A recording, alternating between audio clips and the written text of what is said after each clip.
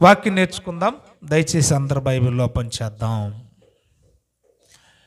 కొరింథీయులకు రాసిన 2వ పత్రిక అపోస్తలుడైన పౌలు గారు 9వ అధ్యాయము 15వ వచనం చదువుకుందామండి.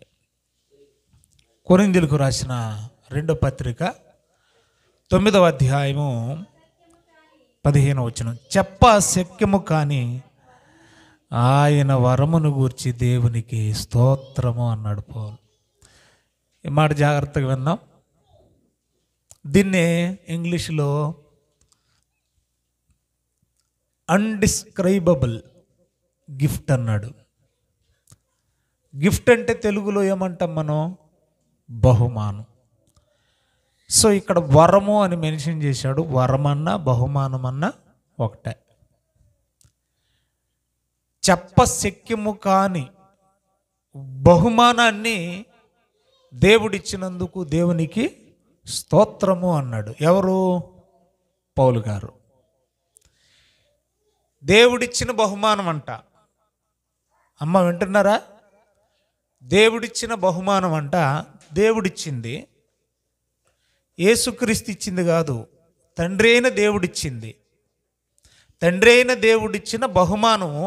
ఆ బహుమానం అంట అప్పుడప్పుడు మనం అంటూ ఉంటాం కదా, అయ్య బాబోయ్ మనం వర్ణించలేమండి, అయ్య బాబోయ్ మనం చెప్పలేమండి, అయ్య బాబోయ్ వాళ్ళు చూపించిన ప్రేమ చాలా గొప్పదండి, ఎంత అంతని చెప్పలేమండి అంటూ ఉంటాం. చూశారంటే మాటలతో వర్ణించలేని దశను చెప్పశక్యము కానిది అని అంటారు. చెప్పకూడనిది వేరు, చెప్పశక్యము కానిది వేరు. చెప్పశక్యము కానిది అంటే అర్థం ఏంటంటే మాటల్లో వివరించలేనంత గొప్పది అని అర్థం.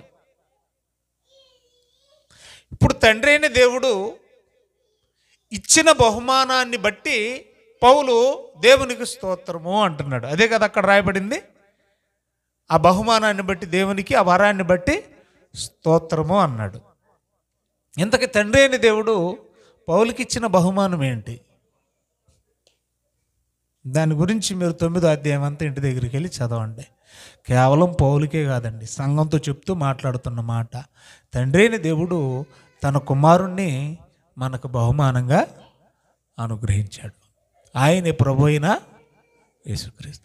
సర్వమానవాళికి దేవుడు అనుగ్రహించిన బహుమానం ఏంటో తెలుసా? ప్రభు అయిన యేసుక్రీస్తుని మనకు రక్షకుడుగా అనుగ్రహించడమే గొప్ప బహుమానం. ఆ బహుమానం గురించి మాట్లాడాలంటే మాటలు చాలవు అని. ఏం చెప్తాం? ఆయన బోధ గురించి మాట్లాడదామా? అప్పటికే ఉన్న పండితులు కూడా, శాస్త్రులు, పరిచయులు కూడా ఆశ్చర్యపోయారు. ఆయన బోధ గురించి చెప్పడం వర్ణనాతీతం. ఆయన చేసిన ఆశ్చర్యకార్యాల గురించి చెప్పడం వర్ణనాతీతం. మన శిక్ష ఆయన భరించడం వర్ణనాతీతం. ఎందుకంటే ఒకటి శిక్ష అయితే అనుకోవచ్చు, అందరి శిక్ష. ఇప్పుడు ఒక వ్యక్తి శిక్ష ఒక వ్యక్తి మీద పడితే భారం అనిపించదండి. ఇప్పుడు ఒక వ్యక్తికి శిక్ష విధించారు 100 కొరడా దెబ్బలండి. బాగా వినండి. ఒక వ్యక్తికి విధించిన శిక్ష అంతా 100 కొరడా దెబ్బలు. ఇప్పుడు ఈ 100 కొరడా దెబ్బలు అతనికి బదులు భరించేవాడు భరించాలి. ఇప్పుడు 800 కోట్ల మంది కంటే ఎన్ని కొరడా దెబ్బలు లెక్కేయండి? 800 కోట్లు ఇంటూ 100 ఎన్ని కోట్లు? ఆలోచించండి. ఇన్ని దెబ్బలన్నీ కలిసి ఒక్కడే తినాలి. మీకు అర్థమవుతుందా? అంటే ఇంతమంది శిక్ష, అందరి శిక్ష ఎవరి మీద ఉంది? ఎవరి మీద పడింది? యేసయ్య మీద పడింది. ఇప్పుడు మనందరి శిక్ష ఆయన భరించాడే, అది మాటలతో చెప్పగలమా? మనందరి శిక్షను భరిస్తూ ఓర్చుకున్నాడే, ఆ ఓర్పు మనం మాటలతో చెప్పగలమా? అసలు ఏమి కాని మన గురించి ఆయన పరలోకాన్ని విడిచిపెట్టొచ్చాడే. ఈ లోకంలో చిన్న చిన్న ఉద్యోగాలు వదులుకోలేకపోతున్నాం మనం. దేవుడు దేవునితో సమానుడు, పరలోకాన్ని విడిచిపెట్టకూడని భాగ్యమని ఎంచుకొనక ఈ లోకానికి వచ్చాడు. దాసుడుగా, రిక్తుడిగా, మనిషిగా, ఏమండి, సేవకుడుగా, పరిచారకుడుగా, ఆఖరికి శిష్యుల పాదాలు కడిగేవాడిగా వచ్చాడు. అందుకంటాడు పౌలు గారు, యేసు ప్రభుని గురించి బాగా అర్థం చేసుకున్నాడు కాబట్టే ఆయన గురించి మాటల్లో చెప్పశక్యము కానంత గొప్ప బహుమానాన్ని, వరాన్ని దేవుడు మనకి ఇచ్చాడయ్యా. అందును బట్టి దేవునికి స్తోత్రం. ఈ వచనాన్ని అర్థం చేసుకోవడానికి ప్రయత్నం చేయండి. ప్రతి వస్తువు తయారు చేయబడింది అంటే ప్రతి వస్తువు తయారు వెనక వస్తువు ఉపయోగించే ఉద్దేశ కారణం ఉంటుంది. నా భాష మీకు అర్థమైందో కాలేదు. ఇప్పుడు ఇది స్టాండ్, చిన్న స్టాండ్. ఇది తయారు చేయబడింది దేనికంటే ఇది మొబైల్ పెట్టుకోవడానికి. ఉద్దేశం ఏంటి చెప్పండి? ఇది తయారు చేయడానికి గల ఉద్దేశం ఏంటి చెప్పండి? ఇది మొబైల్ పెట్టడానికి. అర్థమవుతుంది మీకు? రైట్. ఇది ఏ ఉద్దేశం కొరకైతే తయారు చేయబడిందో దీన్ని దానికోసమే వాడుకుంటే మనకు ప్రయోజనం, మేలు. మళ్ళీ చెప్తున్నాను, ఈ వస్తువు దేనికోసం అయితే తయారు చేయబడిందో దాన్ని ఆ పని నిమిత్తమే వాడుకోవాలి, లేదంటే ప్రమాదం. అర్థమవుతుంది మీకు? ఇందులో మొబైల్ పెట్టేసి, బాగా వినాలి, ఇందులో మొబైల్ పెట్టేసి కరెంటుకి పెట్టిన ఛార్జర్ ఏదైతే ఉందో దానికి సరిగ్గా ఆ ఛార్జర్ కనుక సరిగ్గా లేకపోతే దాన్ని తీసుకొచ్చి డైరెక్ట్గా దీనికి టచ్ చేస్తే ప్రమాదం. పవర్ కదా, ఇది ఐరన్, అది పవరు. ఏమ్మా? కాబట్టి ఇది దేనికోసం అయితే తయారు చేయబడిందో దానికోసమే వాడుకోవాలి.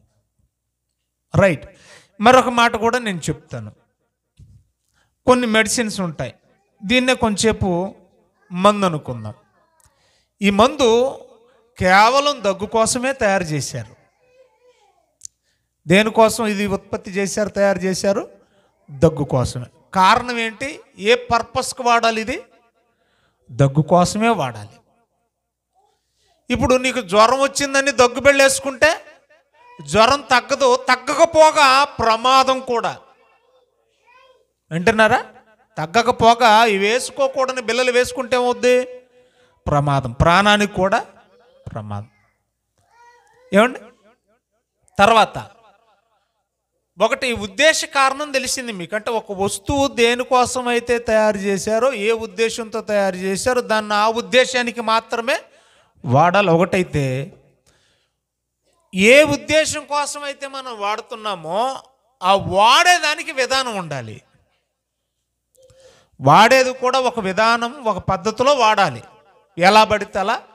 ఉద్దేశం కొరకు నువ్వు వాడుతున్నావు కరెక్టే, ఆ వాడే ఉద్దేశం మంచిదే, ఉద్దేశం కొరకే వాడుతున్నావు. కానీ వాడేదానికి ఒక పద్ధతి, ఒక విధానం కూడా ఉంటుంది. ఆ మధ్యకాలంలో మీకు వాట్సాప్లో, ఫేస్బుక్లో, ఇన్స్టాగ్రామ్లో, తర్వాత వాటిని ఏమంటారు, వాట్సాప్కి బదులు ఇంకొకటి ఉంటుంది కదా, టెలిగ్రామ్ అనేది. వాటి టెలిగ్రామ్లో వాడదే రాకెట్ లాగా ఉంటుంది సింబల్, అది. ఎస్, వీటిలో ఎక్కువ వైరల్ అయింది. అదేంటంటే ఒక తెల్లంట దగ్గుమందు బాస్తుంటే నీళ్ళల్లో కలిపి, మామూలుగా పెడియాట్రిక్ డాక్టర్ దగ్గరికి వెళ్తే అలాగే చెప్తారు. ఒకటే 10 సార్లు అడుగుతాం మనం, ఏమన్నా అయ్యా 4-5 ఇస్తారు అనుకోండి సుక్కలు, ఇది దేనికి దీని మీద రాయండి, ఇది దేనికో దీని మీద కూడా రాయండి, ఇది దేనికో దీని మీద కూడా రాయండి. ఎందుకంటే మన కన్ఫ్యూజన్, ఎందుకు రాయాలి అలాగా ఒకసారి చెప్తే గుర్తుండదా? ఎందుకైనా మంచిది రాయండి. ఎంతో జాగ్రత్త, చూసారా? ఇకపోతే ఇది ఎంత వేయాలో రాయండి, 5 ml 2 ml, ఎప్పుడెప్పుడు వేయాలో కూడా రాయండి. ఇక మెడిసిన్ మీద కూడా రాసి ఉంటుంది, 4 వైపులా బాక్స్ ఉంటుంది కదా, ఏదో ఒక చోట ఈ మెడిసిన్ని ఎలా వాడాలి, ఏమండి, ప్రిస్క్రిప్షన్ అనేది రాయబడి ఉంటుందండి. ఎన్ని నెలల్లో, ఎంత మోతాదులో, ఎప్పుడెప్పుడు సమస్తం రాసి ఉంటుందండి. అంటే ఇది ఉత్పత్తి చేసిన ఉద్దేశం ఒక కారణం అయితే, ఒక పర్పస్ అయితే, దాన్ని వాడే విధానం కూడా మనకి తెలియాలి.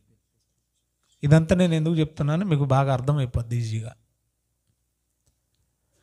దగ్గుమందు నీళ్ళల్లో పోసి ఇచ్చినప్పుడు తాగడానికి ఇబ్బంది పడుతుందంట బిడ్డ. సో ఆ బిడ్డకి పాలంటే చాలా ఇష్టం అంట. ఇప్పుడు ఏం చేస్తుంది ఏ తల్లైనా? తాగితే దగ్గు తగ్గిపోద్ది, ఎంత మందులు, ఎన్ని మందులు అన్నా తగ్గుతా లేదంట. సో ఇది మందు కడుపులో పంపాలంతే ఆవిడ ఉద్దేశం.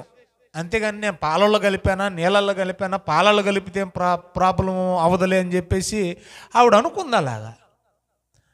ఆ కాఫ్ సిరప్ ఏదైతే ఉందో అది పాలల్లో కలిపి పోసిందట. మరి 3-4 పిల్లలు, నాకు తెలియదు, అంత ఐడియా లేదు, తెల్లారిసరికి చచ్చిపోయారు. ఏంటి, రాత్రి దగ్గుమందు తాగేసరికి తెల్లారిసరికి చచ్చిపోవటం ఏంటి?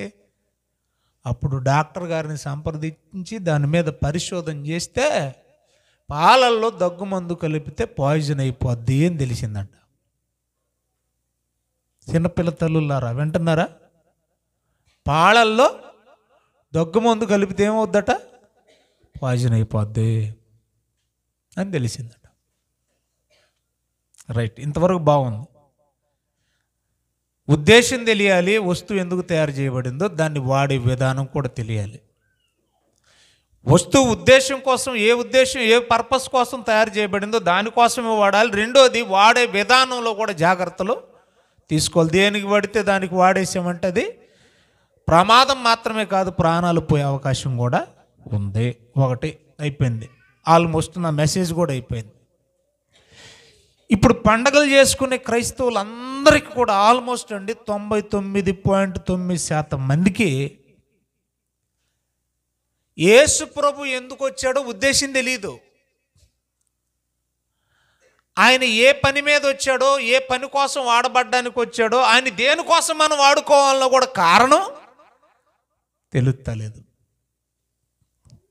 నిజంగా అండి, ఈ మధ్య వెళ్తా ఉన్నాం కదా అలా పులోమంట, ఎప్పుడు కనిపించినోడు కూడా తెల్ల బట్టలు వేసుకొని వస్తూ ఉన్నాడు. ఆ పూట అందుబాళ్ళు మళ్ళీ సెట్టైర్లు, బాగున్నావు, చాలా రోజులైన కనపడగా, పోయిన క్రిస్మస్ కనపడ్డావు, మళ్ళీ ఈ క్రిస్మస్కి వచ్చావు, సరదాగా మాట్లాడుకుంటా. పల్లెటూళ్ళుగా అంతే కదండి. చక్కగా చెట్లకు లైటింగ్లు పెడుతున్నారు, స్టేజీలు డెకరేట్ చేస్తున్నారు. ఎప్పుడు మనం చూస్తున్న రొటీన్ ప్రాసెస్. కానీ చిత్రం ఏంటంటే, యేసు అనే మెడిసిన్ ఎందుకు తయారు చేయబడిందో ఉద్దేశం చాలామందికి తెలియట్లా. రెండోది, ఈ మెడిసిన్ని ఎలా వాడుకోవాలో కూడా తెలుస్తలేదు. ఆయన్ని పండక్కే వాడేసుకుంటున్నారు, పండగ దేవుళ్ళలాగా. అవసరానికే వాడేసుకుంటున్నారు, అవసరం దేవుళ్ళలాగా. కానీ ఆయన తయారు చేయబడిన, ఆయన వచ్చిన, ఆయన పుట్టిన ఉద్దేశం మాత్రం ఎవరికి తెలియట్లేదు. నేను అందుకన్నాను, ఉద్దేశం తెలియకుండా మందు వేసుకున్నా, వాడే విధానం తెలియకుండా మందు వేసుకున్నా ఏమ్మా ప్రమాదం. పవర్ ఉందంటే మరొక ఎగ్జాంపుల్లోకి దిగిపోయాను నేను. ఏటి పవర్ అయితే ఏంటి అని అంటామా? అను. ఏమండి, పవర్ అంటే తెలుగులో ఏమంటారు మీరు చెప్పండి? పవర్ అంటే తెలుగులో ఏమంటారు చెప్పండి? లిటరల్గా దాన్ని ట్రాన్స్లేట్ చేయండి. శక్తి. ఆ శక్తి అయితే ఏంటండి, నాకంటే గొప్పదని ఏలెట్టేసామనుకో ఏమవుద్ది? అది మనం వేలెట్టడానికి కాదు, అది తయారు చేయబడింది మనకు వెలుగునివ్వడానికి. ఉద్దేశం, ఏ ఉద్దేశంతో తయారు చేశారు దాన్ని? మనకు వెలుగునివ్వాలి, బహుళ ప్రయోజనాల కోసం మనకు ఉపయోగపడాలి. నీకన్నిటికీ ఉపయోగపడేది ఏమండి? దాని మీద ఎటకరాలు ఆడకూడదు. పవర్ మీద ఏం ఆడకూడదు చెప్పండి? షట్టైర్లు వేయకూడదు, దాన్ని హేళన చేయకూడదు. అలాగని ఇష్టానుసారంగా ఎలా పడితే అలా ముట్టేసుకుంటే అది ఊరుకోదు. నేను ఇవన్నీ ఎందుకు చెప్తున్నానంటే, 2 రకాల బాధలు ఉన్నాయి నాలో. ఒకటి, అన్యుడికి ఎలాగో ఆయన గురించి తెలియక ఏడిచేస్తున్నాడు, అయిపోయింది, వదిలేయండి వాళ్ళ గురించి. నాన్న ఏడుపులు ఏడుస్తూ ఉన్నారు. ఏమండి, కన్యకి పుట్టాడంట, కన్యకి బిడ్డలు పుడతారా? ఆవిడ మానం మీద, ఆవిడ కన్యత్వం మీద బురద జల్లేవాళ్ళు కొంతమంది, యేసు ప్రభువు గురించి చెడ్డగా మాట్లాడేవాళ్ళు మరికొంతమంది. ఆయన ఎందుకు వచ్చాడో, ఎందుకు పుట్టాడో వాళ్ళు తెలియక ఏడుస్తున్నారు అనుకుందాం. కానీ అన్నీ తెలిసినట్టు కనబడుతూ అన్నీ ఉన్న గ్రంథాన్ని సంకలో పెట్టుకున్న క్రైస్తవులకి సమాచారం ఉండి కూడా విషయాన్ని తెలుసుకోకుండా బతుకుతున్నారు. ఇదొక బాధ. వాళ్ళు తెలియక, వాళ్ళ దగ్గర ఆధారాలు ఏమీ లేక, మూర్ఖత్వం మూఢత్వంతో. రెగ్యులర్గా చర్చికి వెళ్ళే వాళ్ళు బైబిల్లో ఉన్న రెఫరెన్సులు అన్నీ తెలుసు, యేసుప్రభు ఈ లోకానికి వచ్చిన కారణాలు, ఉద్దేశం తెలుసు, కానీ ఆయన కోసం మాత్రం బ్రతికేవాళ్ళు లేరు. కాబట్టి యేసుప్రభు కూడా పవర్ అండి. అటు అన్యులకు ఇటు క్రైస్తవులకు ఇద్దరికి కలిపి చెప్పాలి. ఏమ్మా, మీ అందరికీ తెలుసు కదా, కొరింథీయులకు రాసిన మొదటి పత్రిక 1వ అధ్యాయము 24-25 వచనాల్లో వ్రాయబడిన మాట, ఆయన యూదులకు ఆటంకముగాను అన్యజనులకు వెరితనముగానున్నాడు, కానీ ఏర్పరచబడిన వారికి దేవుని శక్తి అన్నారు. చూడండి, అక్కడ Jesus is the power of God అని రాయబడింది. అక్కడ యేసు ఎవరంట? శక్తి. ఆయన మీద ఎటకరాలా శక్తిని. ఇందాకేమని చెప్పాను ఇంగ్లీష్లో? పవర్. ఆయన సూపర్ న్యాచురల్ పవర్. ఆయన అది అసాధారణమైన శక్తి అండి. అది సాధారణమైన శక్తి కాదు. చూడాలనుకుంటేనే కళ్ళు పోయినాయి అంట పౌలుకి. అలాంటి మహాశక్తి మీద ఎటకారాలు వేసేవాళ్ళు అన్యులైతే, అలాంటి మహాశక్తిని కలిగి ఉన్న వాళ్ళు చిల్లిగా బతుకుతున్నారు. చాలా చిల్లి అండి. ఆయన ఎందుకు ఈ లోకానికి వచ్చాడు ఉద్దేశం తెలీదు. ఆయన అసలు మన కోసమే, సృష్టి పుట్టక ముందే, జగత్తుకు పునాది వేయబడక మునిపి ఆయన నియమింపబడిన వ్రాయబడింది. సృష్టి పుట్టక ముందే ఆయన ఎందుకు పుట్టాడు తెలీదు. సృష్టి పుట్టాక దాదాపుగా 2000 సంవత్సరాల తర్వాత, దాదాపు 2000 సంవత్సరాల తర్వాత ఏమండి ఈ భూమి మీదకి ఎందుకు వచ్చాడో తెలీదు. అంటే ఆయన పుట్టుక ఉద్దేశం తెలీదు. ఆయన్ని ఉపయోగించుకునే విధానము తెలియట్లేదు. మరేం చేద్దాం? అన్యులకి ఎలాగ తెలియట్లేదు, మరి మనకేం తెలియాలిగా. ఆ మధ్యకాలంలో అమెరికా మిషనరీ ఒక అతను ఏదో ఒక దీవుల్లోకి వెళ్ళిపోయాడు అంటండి. మిషనరీ అండి. మరి అక్కడ ఎంతకాలం ఉన్నాడో లేదో తెలియదు, కానీ నేను ఏదో అలాగ అరకొర చదివాను పేపర్లో.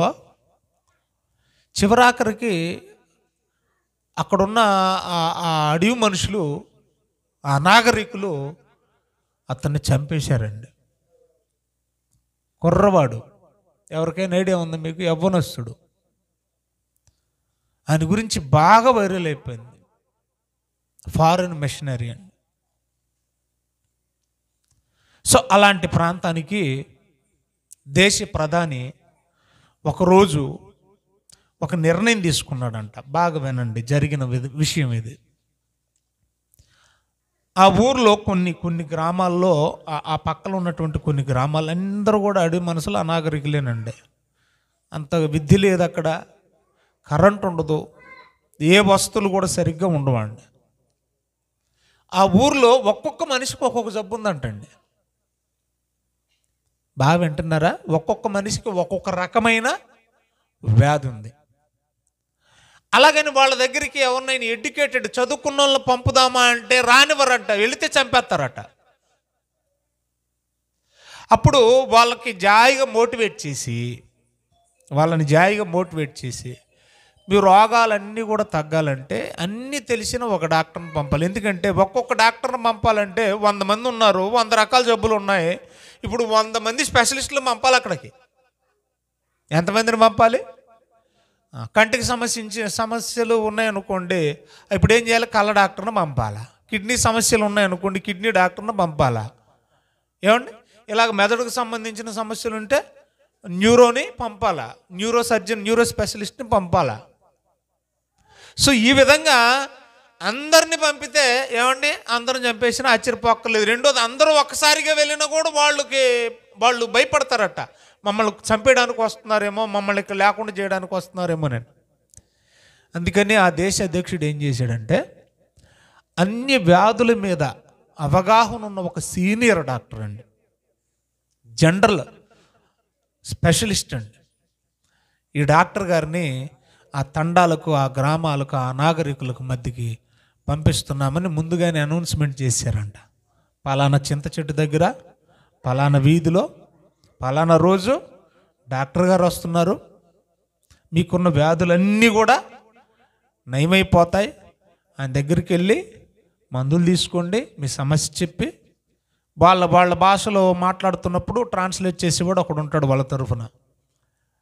సో తీసుకోండి, డాక్టర్ వస్తున్నాడు, మీ వ్యాధులను నయం చేసుకోండి అని చెప్పి అనౌన్స్ చేశారండి. ఎలాగైతే మా అన్న రోజే డాక్టర్ గారిని పంపించారు. చింత చెట్టు కింద కూర్చున్నాడు. చుట్టూరు మెడిసిన్స్ అన్నీ కూడా బల్లలు వేసి చెట్టు చుట్టూరు మెడిసిన్స్ అన్నీ కూడా రెడీ చేసి పెట్టుకున్నాడు. అర్థమవుతుందా మీకు? అయితే ఎవడు రావట్లేదంట అక్కడికి, ఆ డాక్టర్ గారి దగ్గరికి ఎవడు రావట్లేదట. రాకపోగా ఒకడు తాగేసి వచ్చి మెడిసిన్ చెదర కొడుతున్నాడట. ఒకడు ఒక పక్క బ్రేక్ డ్యాన్స్ చేస్తున్నాడంట.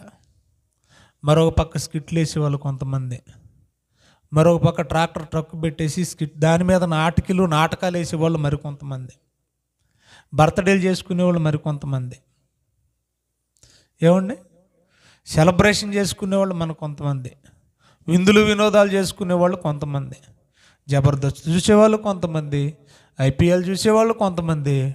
డాక్టర్ గారిని ఎవరు పట్టించుకోవట్లేదు. చూశారు. చివరాఖరికి ఆయన హెచ్చరిస్తున్నాడట, నేను మీకోసం వచ్చాను, మీ వ్యాధుల కోసం వచ్చాను, మీరేట్రా బాబు అసలు నన్ను పట్టించుకోరేటి అంటే, వాళ్లకు రోగం ఉందని తెలియదా అంటే తెలుసు. మరి తగ్గించుకోవాలని తెలియదా? తెలుసు. కానీ ఆయనతో అవసరం లేదు. కొంతమందికి తెలియక, కొంతమందికి తెలిసి చివరాఖరికి ఆయన చంపేశారు. అప్పుడు తల బాదుకున్నాడంట దేశాధ్యక్షుడు. ఏమని? నేను పంపిన కారణం వాళ్ళని బాగు చేయాలని, వాళ్ళని బ్రతికించాలని. మీకు ఆల్మోస్ట్ ఈ ఎగ్జాంపుల్ అర్థమైపోయి ఉంటుంది. వచ్చాడు ఆయన ఈ లోకానికి మన కోసం, కానీ అందరూ ఏం చేస్తున్నారు? ఎవరు పట్టించుకోవట్లేదు ఆయన్ని. ఆయన వచ్చిన ఉద్దేశ కారణాన్ని పట్టించుకోవటం లేదు, ఆయన్ని ఎలా ఉపయోగించుకోవాలో అర్థం చేసుకోవట్లేదు. కానీ ఆచారం ఏమండి, దాన్ని ఏమంటారు, క్యాజువల్ అయిపోయింది. ఏంటిది? ఆయన పుట్టాడు, పండుగ చేసుకోవాలి, ఆయన పుట్టాడు, తాగాలి, ఆయన పుట్టాడు, స్కిట్లు వేయాలి, ఆయన పుట్టాడు, నాటకాలు వేసుకోవాలి, ఆయన పుట్టాడు, కొత్త బట్టలు కొనుక్కోవాలి. ఆయన వచ్చింది పాపుల కోసమని, పాపాన్ని తీసేయడం కోసమని. పాపాన్ని ఎవడు తీసేసుకోవట్లేదు. ఇంట్లో ఉన్న బూజు తీసేసుకుంటున్నారు, ఇంట్లో ఉన్న చెత్తారం తీసేసుకుంటున్నారు, ఇల్లు శుభ్రాలు చేసుకుంటున్నారు, అన్నీ చేసుకుంటున్నారు. మంచిదే, వద్దని ఎవ్వరు చెప్పరు, శుభ్రంగా ఉండాలనే కోరుకునేది. మరి లోపల ఉన్న చెత్త అంతా ఎప్పుడు పోద్ది బయటికి? అది మనం గడుక్కుంటే పోయేది కాదు కదా.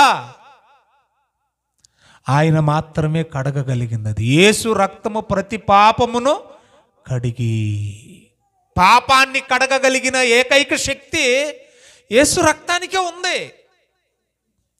అది గడుక్కోకుండా మనం ఎన్ని పండగలు చేసినా ఉపయోగం లేదు, ఎన్ని సెలబ్రేషన్లు చేసినా ఉపయోగం లేదు, ఎంత ఖర్చు పెట్టినా ఉపయోగం లేదు. చూడండి బైబిల్లో వ్రాయబడిన మాట, హెబ్రీయులకు రాసిన పత్రిక 10వ అధ్యాయం 5వ వచనంలో, ఆయన ఈ లోకమందు ప్రవేశించినప్పుడు ఇలాగూ చెప్పుచున్నాడు అని వ్రాయబడింది. ఏమండి? చెప్పశక్యము కాని వరమండి ఆయన. అయ్యి బాబు, కోవాక్సినా, కోవిడా, కోవిషీల్డా, అమ్మ బాబాయ్ ఆ మెడిసిన్ కనిపెట్టకపోతే మళ్ళీ మరికొంతమంది కొన్ని లక్షల మంది చచ్చిపోయేవాళ్ళండి బాబు. ఆ వ్యాక్సిన్ కనుక్కున్నాడండి, వాడి బుర్ర చెప్పశక్యము కాదండి. పాపం అనే వైరస్ ఉందే, మరి ఈ మెడిసిన్ ఎక్కడ భూమి మీద దొరికేదా? భూమి మీద కాదంట, ఇంపోర్టెడ్ అంటండి బాబు, ఇంపోర్టెడ్ అంట. దిగుమతి చేయబడింది ఈ వరం, మనకి దిగుమతి చేయబడింది ఈ బహుమానం. ఈ లోకానికి ప్రవేశించిందని వ్రాయబడింది. చూడండి అక్కడ మెడిసిన్ ఎక్కడి నుంచి ప్రవేశించింది? పరలోకం నుండి భూలోకానికి ప్రవేశించిన మెడిసిన్ అది. అది కేవలం ఒక ఉద్దేశ కారణంతో తయారు చేయబడిన మెడిసిన్. పాపాన్ని తొలగించడానికి మాత్రమే దాన్ని నీ విలాసాల కోసం వాడుకోకూడదు, దాన్ని నీ స్వప్రయోజనాల కోసం వాడుకోకూడదు, దాన్ని నీ సుఖం కోసం వాడుకోకూడదు. వికటిస్తే ప్రమాదం. యేసును కూడా దేనికి వాడుకోవాలో దానికే వాడుకోవాలి. దేనికి వాడుకోవాలి? పాపాన్ని తీసేసుకోవడానికి మాత్రమే వాడుకోవాలి. విందులు, వినోదాలు, విలాసాలు, ఏమండి ఆనంద హోలాల కోసం వాడుకునే వస్తువు కాదాయన. వికటిస్తుంది, జాగ్రత్త. ఈ లోకమందు ప్రవేశించినప్పుడు అన్నాడు. అంటే అంతకుముందు ఎక్కడున్నాడైనా? దేవుడి దగ్గర ఉన్నాడు. 13:3 వ్రాయబడింది యోహాను సువార్తలో 13వ అధ్యాయం 3వ వచనంలో ఏముందో చూడండి. ఆయన దేవుని యొద్ద నుండి బయలుదేరి వచ్చిననియు అని ఉంది అక్కడ. యేసుప్రభు ఎక్కడి నుంచి వచ్చాడట? అంటే ఈ లోకంలో పాపాన్ని కడిగేటువంటి శక్తి దేనికి లేదా? లేదు. కాబట్టి మరొక లోకం నుంచి రావాల్సి వచ్చింది. శరీరాన్ని ధరించుకొని మరొక లోకం నుంచి రావాల్సి వచ్చింది. చాలా రెఫరెన్సులు ఉన్నాయి ప్రియులారా.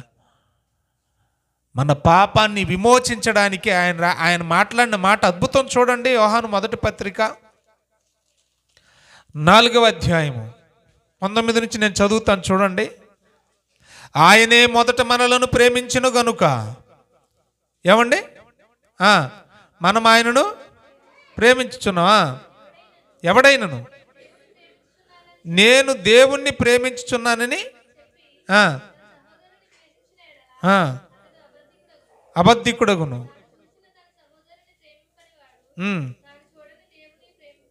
అక్కడ పాప క్షమాపణ కొరకు అనే మాట ఉంటుందమ్మా.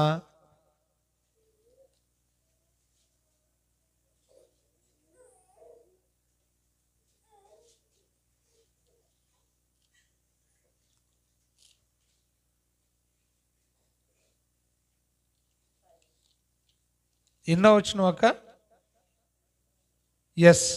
10వ వచనం. మనము దేవుణ్ణి ప్రేమించితిమని కాదు, తానే మనలను ప్రేమించి. 4:10 అమ్మా యోహాను మొదటి పత్రిక. అక్కడ నుంచి చూడండి. తానే మనలను ప్రేమించి, అద్భుతమైన మాట చూడండి. మన పాపములకు ప్రాయశ్చిత్తమై ఉండుటకు తన కుమారుని పంపెను. తండ్రి ఏం చేశాడట? తన కుమారుని పంపాడంట. ఎక్కడి నుంచి పంపాడు? ఏమ్మా 6వ అధ్యాయము 9వ వచనంలో ఉంటుంది మత్తయి సువార్తలో. 6:9 ఏమని ఉంటుంది తెలుసా? పరలోకమందున్న మా తండ్రి. తండ్రి ఎక్కడున్నాడట? పరలోకంలో. ఇప్పుడు కుమారుణ్ణి ఎవరు పంపించారంట ఈ భూలోకానికి? ఏమ్మా ఇప్పుడే కదా మనం చదువుకున్నాం. 10వ వచనంలో ఏముంది? తన కుమారుని పంపెను. కుమారుడు కూడా ఏమని చెప్తున్నాడు? 13:3 యోహాను సువార్త, నేను దేవుని యొద్ద నుండి బయలుదేరి వచ్చాను అన్నాడు. 10:5 హెబ్రీలకు రాసిన పత్రికలు కూడా ఈ లోకమందు ప్రవేశించినప్పుడు. ఈ మాటలన్నిటిని బట్టి మనకేమర్థం అవుతుందంటే, తండ్రి ద్వారా యేసు ప్రభు ఈ భూలోకానికి పంపబడ్డాడు. పంపినని ఉంది కదా ఇక్కడ యోహాను మొదటి పత్రికలో. ఎందుకు పంపాడంట? కారణం చెప్తున్నాడు, అక్కడే చెప్తున్నాడు. ఎందుకంటే పాపములు ప్రాయశ్చిత్తం చేయడానికి తన కుమారుణ్ణి లోకానికి పంపాడు. ఆయన వచ్చాడండి. వచ్చి ఎన్నేళ్ళు అయింది?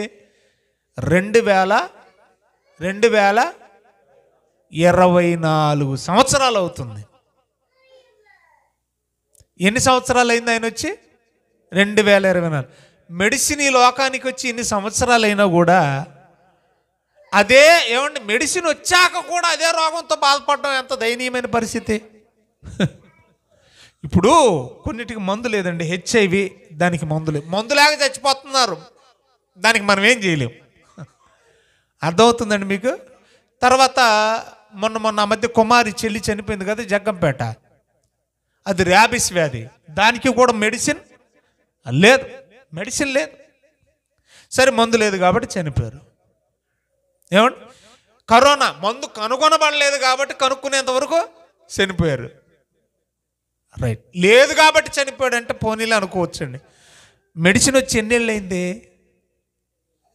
2024 సంవత్సరాలు అయితే ఇంకా అదే జబ్బుతో బాధపడుతున్నారంటే ఎంత దారుణంగా ఉందో చూడండి పరిస్థితి. అంటే అదే వ్యాధితో బాధపడుతున్నారంటే మందు వాడకనా, మందు అందకనా, మందు తెలియకనా, మందు లేకనా? ఆలోచించండి.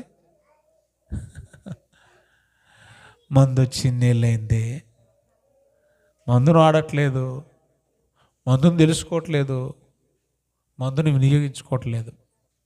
ఆయన వచ్చింది పర్టికులర్గా చెప్తున్నాడు చూడండి. మీరు బైబిల్ అంతా తరచి తరచి తరచి చూడండి, ఇన్ని రెఫరెన్స్లు ఉంటాయి. ఏమన్నా తెలుసా? ఆయనే తన ప్రజల పాపములను నుండి విడిపించుటకు ఈ లోకానికి వచ్చాడు. నశించిన దానిని వెదకి రక్షించుటకు ఈ లోకానికి వచ్చాడు. తిమోతికి రాసిన మొదటి పత్రిక 1:15 పాపులను రక్షించుటకు క్రీస్తు యేసు లోకములోనికి వచ్చినను వాక్యము నమ్మదగినదియు పూర్ణాంగీకారమునకు యోగ్యమని ఉన్నది. ఎన్ని మాటలు చెప్పమంటారు చెప్పండి? ఆయన పాపాలు తీసేయడానికి, పాపాలు రక్షించడానికి ఈ లోకానికి వస్తే పాపాన్ని లోపల పెట్టేసుకున్న పండగ చేసేసుకుంటున్నారండి. అది తీసేసుకోవట్లేదు ఎవరు, దాన్ని గుర్తించట్లేదు ఎవరు. చాలా భయంకరమైన పరిస్థితి, దుస్థితిలో ఉంది లోకం ప్రియులరా. 4వ అధ్యాయం 12 వచనం మనం చదువుతుంటే మత్తయి సువార్తలో మరణ ఛాయ గల దేశం మీద జనుల మీద వెలుగు ప్రకాశించింది అని వ్రాయబడింది. గొప్ప వెలుగు అన్నది ఏంటంటే అది గొప్ప వెలుగు. అంటే యేసు ప్రభు ఈ లోకానికి వచ్చేసరికి లోకం అంతా ఎలాగుందంట? మరణ ఛాయల్లో ఉందట, చీకటిలో ఉందట. అమ్మా వింటున్నారా? ఎక్కడుందట? చీకటిలో, మరణ ఛాయలో అన్నాడు. బాగా అర్థం చేసుకోండి. అంటే చావు దెబ్బతినుంది, చావు అంచుల్లో ఉంది లోకమంతా. అలాంటి చీకటి బంధకాల్లో ఉన్నవారిని విడిపించడానికి, చీకటి అంటే ఏంటి ఏమ్మా? చీకట్లో ఉందంటే ఈ లైట్లు ఏమి లేవు అనే అర్థం. అప్పటికి ఇంకా థామస్ ఆల్వా ఎడిసన్ బల్బు కనుగొనబడలేదనే అర్థం. చీకటి అంటే ఏంటో తెలుసా మీకు? దీని అర్థం ఏంటో తెలుసా? చీకట్లో ఉన్నారంటే చీకట్లో కూర్చున్నారని ఉంది. అపవాది అధికారంలో ఉన్నారు అని. చీకట్లో ఉండడం అంటే ఏంటి? అపవాది కబంధస్తాలు చిక్కుకుపోయారు అని ఉందా బైబిల్లో? ఉంటుంది, మనం వెతకం అంతే. అపోస్తుల కార్యాలు చూడండి దయచేసి, 26వ అధ్యాయం 16-18 వచనాలు కలిసి ఉంటాయి చూడండి. అపోస్తుల కార్యములు 26వ అధ్యాయము 16-18 వచనాలు కలిసి ఉంటాయి. నేను కొంచెం మధ్యలో నుంచి చదువుతాను చూడండి దయచేసి.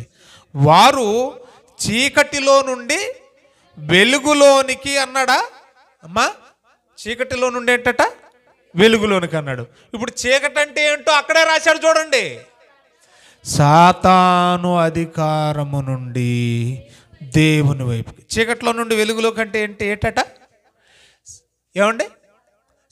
చీకటి అంటే సాతాను అధికారం, వెలుగంటే దేవుని వైపుకి అన్నాడు. ఎంత బాగుందో చూడండి బైబిల్. అంటే యేసు ప్రభు శరీరాన్ని ధరించుకొని ఈ లోకానికి వచ్చేసరికి లోకమంతా ఎక్కడ కూర్చుందట? ఇంకా మళ్ళీ చీకటి అంటారేంటి మీరు? అపవాది కబంధస్తాల్లో చిక్కుబడి బాగా దెబ్బతింది. ఎంత దెబ్బతిని ఉన్నదో తెలుసా? చావు దెబ్బ. అందుకన్నాడు అనమాట ఎఫెసీ 2:1, మనము పాపముల చేతను అపరాధముల చేతను యేసు వచ్చేలోపు చచ్చిన స్థితిలో ఉంటే అక్కడే రాశాడు. ఏమనో తెలుసా? తన కుమారుని ద్వారా బ్రతికించడానికి పంపించాడు ఈ లోకానికి.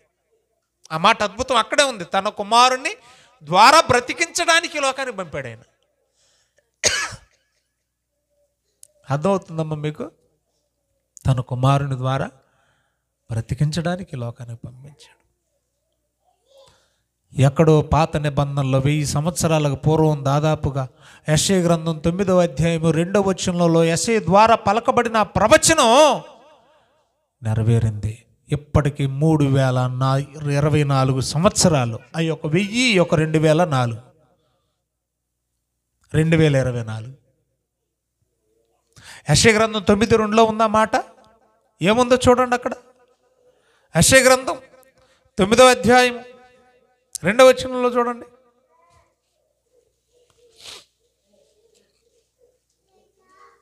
తీసారా? చీకటిలో అంటే ఇందాకే చెప్పాను నేను, ఎవరి అధికారంలో ఉన్నారు, ఎవరి కబంధాస్తాల్లో ఉన్నారు, ఎవరి దగ్గర చిక్కుబడిపోయారు వీళ్ళు? అపవాది అధికారంలో, అపవాది చేతుల్లో, అపవాది చేష్టల్లో,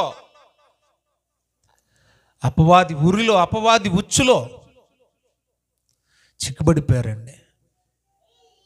ఏమండి, లోకమంతా కూడా చిక్కుబడిపోయిందండి.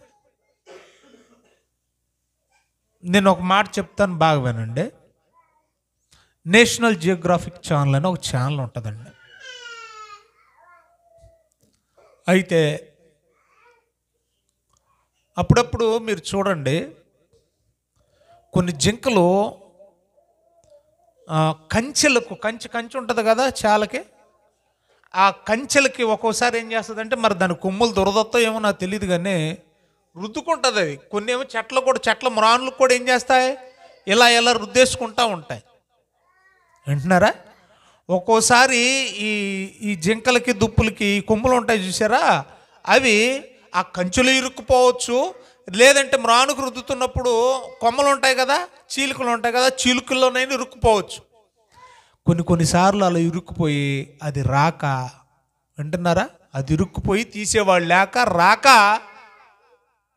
అక్కడే చచ్చిపోయి అక్కడే ఎండిపోద్ది. వింటున్నారా? అక్కడే చచ్చిపోద్ది, అక్కడే ఎండిపోద్ది, అంతా రాలిపోద్ది, కొమ్ము మాత్రం అక్కడ ఉంటుంది. చాలా బాధాకరమైన విషయం కదా. అదే మనిషికి జరిగితే, మొన్న అలాంటిదే జరిగింది రాజమండ్రి దగ్గర. లంబసింగి వెళ్ళారంట సరదాగా 10 మంది. నిజమండి. చింతూరు ఘాటి దాటేటప్పుడు బాగా తప్పతాగి తోలుతున్నాడట టాటా ఏసీ డ్రైవరు, తీసుకెళ్ళి పెట్టేశాడు లోయలో. 5 చచ్చిపోయారండి. ఒకడు కనపడలా. ఈ కనపడ్డోడే డ్రైవింగ్ చేశాడు, వాడు పారిపోయాడని పేపర్లు వేసేసారు. కానీ వాస్తవంగా అసలు వాడికి తాగే అలవాటే లేదు. తీరా ఆ చెల్లి కూడా మనతో వచ్చింది, కృప అని ఒక చెల్లి మనతో వచ్చింది. అటు మనం కేడిపేట వెళ్ళినప్పుడు కృప అని ఒక చెల్లి వచ్చింది. వాళ్ళ సొంత బావ. వాళ్ళకి తట్టుకోలేక, మా బావకు అలవాట్లేదు, అసలు మా బావకు డ్రైవింగే రాదు, ఆయన వదిలేసి వెళ్ళిపోవటం ఏంటి అని చెప్పేసి మళ్ళా తమ ఫ్రెండ్స్ని తీసుకుని వెళ్ళిపోతే కోసిడంత దూరంలో ఉన్నాడండి. ఎక్కడో లేదు, తొప్పల్లో కోసిడంత దూరంలో ఉన్నాడు. అక్కడే యాక్సిడెంట్ అయిన చోటే. వీళ్ళు వెళ్ళే ముందే చచ్చిపోయాడండి. అంటే అప్పటికి 5 days అయింది. 5 రోజులు అరిసి అరిసి అరిసి లేద్దామంటే నడుము పడిపోయింది, తాకడానికి శక్తి లేదు, అరిసి అరిసి అరిసి చచ్చిపోయాడు. నేను ఎందుకు ఈ మాటలు చెప్తున్నానంటే, మనం కూడా ఇరుక్కుపోయాం, మనం కూడా చిక్కుపోయాం. ఎవడి ఆలోచనలో? అపవాది. అలా చిక్కుపోయిన మనం ఏమండి, ఇంక మనల్ని విడిపించేవాళ్ళు లేకపోతే మనం కూడా ఎండిపోయి చచ్చిపోవడమే. ఎంత దయనీయమైన పరిస్థితిని చూసిన యేసుస్వామి వాడి కబంధ హస్తాల్లో నుంచి విడిపించడానికి వచ్చాడండి లోకానికి. ఇరుక్కున్నాడు ఎవడు కూడా నేను ఇరుక్కుపోయి ఉన్నానన్న సంగతి గుర్తించడం లేదు. ఇరుక్కున్నాడు ఆనందిస్తాడండి, డ్యాన్సులు వేస్తాడా? చిక్కుపడ్డోడికి ఏమండి ఆనందం ఉంటుందా, సంతోషం ఉంటుందా, ఏడుస్తాడా? చిక్కుల్లో ఉన్నామని తెలిస్తే కదా ఏడవడానికి. మాకు ఏ చింత లేదు, చీకు లేదు, దిగులు లేదు, పండుగే పండుగ. నిజంగానండి, బైబిల్లో ఉన్న ఒక సందర్భాన్ని మనం ఆలోచిస్తే 2వ అధ్యాయం 16వ వచనం మత్తయి సువార్తలో, హేరోదు యేసు ప్రభువుని చంపేస్తే, వినండి పాయింట్, హేరోదు ఎవరిని చంపేస్తే, చిన్నప్పుడు చంపడానికే కదా శాసనం చేశాడు, చంపేస్తే ఇన్ని వేల వందల మంది పసిగుడ్డులు చచ్చిపోయేవాళ్ళు కాదు. అవునంటారు కాదంటారు చెప్పండి, మాట్లాడండి అమ్మా. నిజమండి. ఈ ఒక్క ప్రాణం బ్రతకడానికి నేనంటాను, మన పరిభాషలో లోకరీతిగా ప్రకృతి పరంగానే నేను మాట్లాడుతున్నాను, ఎంతోమంది తల్లులు తమ పసిపిల్లల్ని బలిచ్చారు. ఎందుకంటే ఈ ప్రాణం బ్రతికితే అనేక మంది ప్రాణాలని బ్రతికిస్తుంది అని. ఈయన వచ్చింది ప్రాణం పోయడానికి అని తెలుసుకున్న స్త్రీ తల్లులందరూ కూడా తమ పిల్లల్ని ఓసకోత కోస్తున్నా కూడా ఏడుస్తున్నారే తప్ప ఇన్ఫర్మేషన్ ఇవ్వట్లేదు. అంటే చిన్న బిడ్డలు పసిగుడ్డులైనా కూడా రక్షకుడు కోసం ప్రాణత్యాగం చేసిన చరిత్ర. రామాలో అంగలార్పు రాహేలు ఏడ్పన్న ప్రవచనం అక్కడే నెరవేరుతుంది. అంటే చిన్నపిల్లలు అయినప్పటికీ, నేనంటాను చిన్నపిల్లలు అయినప్పటికీ, వాళ్ళకు ఊహ తెలియనప్పటికీ నా రక్షకుణ్ణి లోకానికి పంపించాలి, లోకాన్ని రక్షించాలి, అవసరమైతే ఆయన బ్రతకడం కోసం నేను జావాలి. పిల్లలు చిన్నోళ్ళు కావచ్చు, ఊహ తెలియకపోయి ఉండొచ్చు. తల్లుల ఆలోచన ఎంత గొప్పది, బయలైపోవడానికి సిద్ధ మనసు కలిగినటువంటి ఆ పసిగుడ్డుల మనసు ఎంతో గొప్పది. 2 ఏళ్ళు అంటే కొద్ది గొప్ప అమ్మ బాబు అనరా అంటారు కదా. 2 ఏళ్ల పిల్లలంటే అల్లారు ముద్దుగా ఏమండి పాల బుగ్గలు వేసుకున్న పసిగుడ్లండి. నా యేసు బ్రతకాలి, లోకాన్ని బ్రతికించాలి, నా యేసు బ్రతకడం కోసం నేను చచ్చినా పర్వాలేదు. ఎంత బాగుందండి. కానీ ఇప్పుడున్న మనం అందరం కూడా గడ్డాలు మీసాలు మెరిసిపోయి రేపో మాపో కాటికి కాళ్ళు జాసి ఈ దినాల్లో కూడా ఇప్పటికీ ఆలోచించిన విషయం ఏంటో తెలుసా? నా ప్రసంగం అయిపోయింది. నా సుఖం కోసం ఆయన చచ్చినా పర్వాలేదు, లోకం తీరిది ఇప్పుడు. ఆనాటి పసిగుడ్డులు తల్లులు తీరేంటో తెలుసా? లోకాన్ని రక్షించడం కోసం వచ్చాడు రక్షకుడు. మేము చచ్చినా పర్వాలేదు, మేము ఓచుకోత కోయబడ్డా పర్వాలేదు, రక్తపు టేర్లై పారినా పర్వాలేదు, నా యేసు బ్రతకాలి, లోకాన్ని రక్షించాలి. అది ఉద్దేశం. అయితే ఇప్పుడున్న క్రైస్తవులకు మన ఉద్దేశాలు చెప్తున్నా నేను. బయట అన్యుల గురించి నేను మాట్లాడడం లేదు. ఆడు జత్తే సత్యాలే నేను సుఖంగా ఉండాలి, ఆడు జత్తే సత్యాలే నేను బాగుంటే చాలు. మన ఆలోచనలు ఎలాగుంటాయి ఏమండి? అవునంటారా కాదంటారు? నేను ఎప్పుడు అలాగ అనుకోలేదు అని అనకండి. ప్రతిరోజు మీరు చేసే పని అదే. మిమ్మును బట్టియే కదా అన్ని జనుల మధ్య నా నామం. అంటే మీ క్రియలు దినదినం ఆయన ఏం చేస్తున్నాయట? ప్రతిరోజు ఏం చేస్తున్నాయి అంటే మన సుఖం కోసం ఆయన్ని రోజు చంపుతున్నాం మనం. ఎక్కడ పండగండి? దేవుడు మనసు అర్థమైన వాడికి ఏమండి నిజంగా చెప్తున్నాను, పాపముతో ఉండి సంతోషించేవాడు పండగ చేసుకున్న ఉపయోగం లేదు ప్రియులారా. పాపంతో ఉన్నవాడు సంతోషంగా ఉండలేడు. సంతోషమే లేనప్పుడు పండగ ఎక్కడిక? పండగకి మీనింగ్ సంతోషమే కదండి. పోరపో పండగ చేసుకుంటే అర్థం ఏంటి? అప్పుడప్పుడు మనం అంటాం కదా, 100 రూపాయలు ఇచ్చేసి పోరపో పండగ చేసుకుంటాం అంటే అర్థం ఏంటి? హ్యాపీ ఎంజాయ్ చేయి, సంతోషించేనే కదా. మనలో పాపం పెట్టుకొని అపరాధ భావంతో మనం బతుకుతున్నప్పుడు, నీలో పాపం ఉంది, మనం మంచోళ్ళం కాదని మనకు తెలుస్తున్నప్పుడు, మనలో చెడు ఉందని మనకు తెలుస్తున్నప్పుడు, మనలో జబ్బు ఉందని తెలుస్తున్నప్పుడు, రేపో మాపో చస్తామని తెలుస్తున్నప్పుడు, భయంకరమైన వ్యాధి ఉందని మనలో తెలుస్తున్నప్పుడు సంతోషం ఎక్కడ ఉంటుందండి? కానీ జబ్బుని ఇంత పెట్టుకొని సంతోషపడుతున్నారంటే చాలా బాధాకరమైన విషయం. ఆ రోజు ఎన్నో వేల మంది పిల్లలు, 2 సంవత్సరాల లోపు ఉన్న పిల్లలందరూ రక్షకుడు బతకాలని వాళ్ళు చచ్చిపోతే, నీ బ్రతుకు కోసం, నీ బ్రతుకు తెరువు కోసం ప్రతిరోజు ఆయన్ని చంపేస్తా పండగ చేసుకుంటున్నామంటే, నేను కేవలం పర్టికులర్గా ఒక పర్సన్ గురించి మాట్లాడటం లేదు, యావత్తు క్రైస్తవ్యం గురించి మాట్లాడుతున్నాను. నీ విలాసాల కోసం, నీ సుఖం కోసం, నీ ఆనందం కోసం ఆయన చంపేసి నువ్వు బతుకుతున్నావు. అది ఎంత రివర్స్లో ఉందో చూడండి. ఆయన చంపేసి మనం పండుగ చేసుకుంటాం. ఇందుమూలంగా ప్రియులరా, తండ్రి అయిన దేవుడు యేసుని ఒక ప్రత్యేకమైన ఉద్దేశంతో ఈ లోకానికి పంపాడు. ఆ ఉద్దేశ కారణం రాశాడు. 4వ అధ్యాయం 10వ వచనం ఇందాక చదువుకున్నాం యోహాను మొదటి పత్రికలో. లోకమునకు పాపము నుండి ప్రాయశ్చిత్తము కలుగజేయుటకే తన కుమారుణ్ణి దేవుడు ఈ లోకానికి పంపాడు.